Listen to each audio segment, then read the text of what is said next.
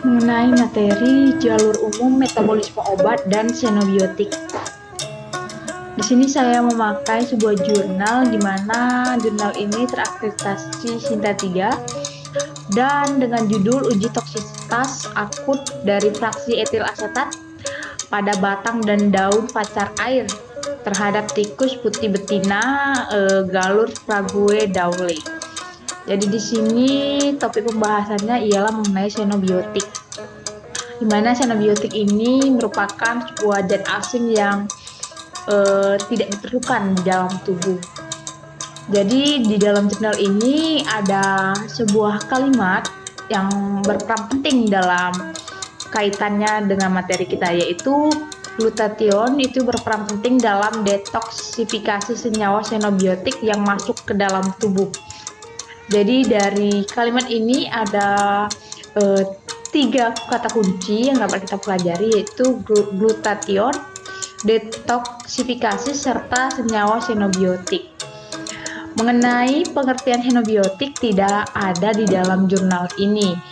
Namun di sini saya menemukan pengertian xenobiotik itu dari sebuah buku monografi di mana ada dalam khasiat daun kenikir untuk hati atau liver.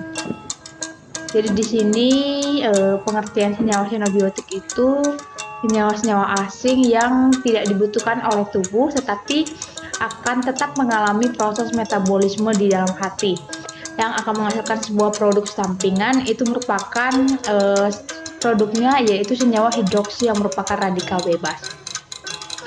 Jadi di sini biasanya xenobiotik itu terjadi di dalam hati atau liver, metabolisme yang ada.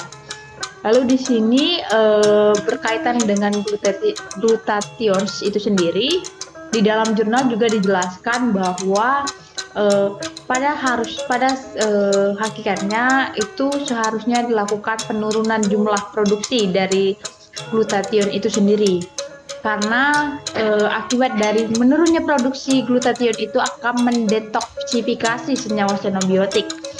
Jadi penurunan jumlah glutathione ini juga dapat menyebabkan kematian pada sel hepatosit.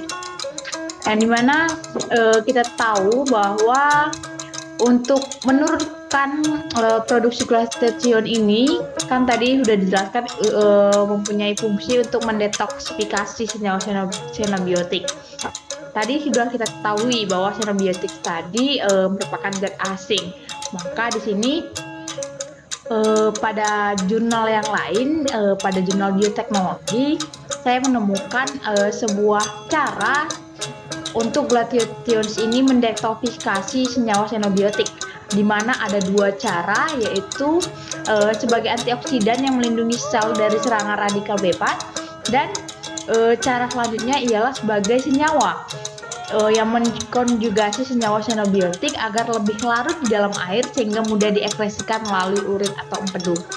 Jadi di sini senyawa xenobiotik itu diubah sebagai 2 pilihan atau 2 cara, yaitu dapat jadi antioksidan atau dapat jadi senyawa yang mengkonjugasi. Di sini juga metabolisme dari xenobiotik itu terdapat 2 cara atau 2 fase, di mana pada salah satu jurnal saya menemukan bahwa yang pertama itu fase hidroksilasi dan yang kedua itu fase konjugasi. Namun ini masih menjadi pertimbangan saya karena saya menemukan jurnal satu lagi di mana metabolisme xenobiotik ini dibagi jadi 2 enzim, 2 fase juga. Namun di sini ada penjelasan yang berbeda, di mana pada fase yang pertama itu dia sudah menyediakan tempat untuk reaksi konjugasinya, dan fase yang kedua itu sudah menggunakan enzim konjugasinya.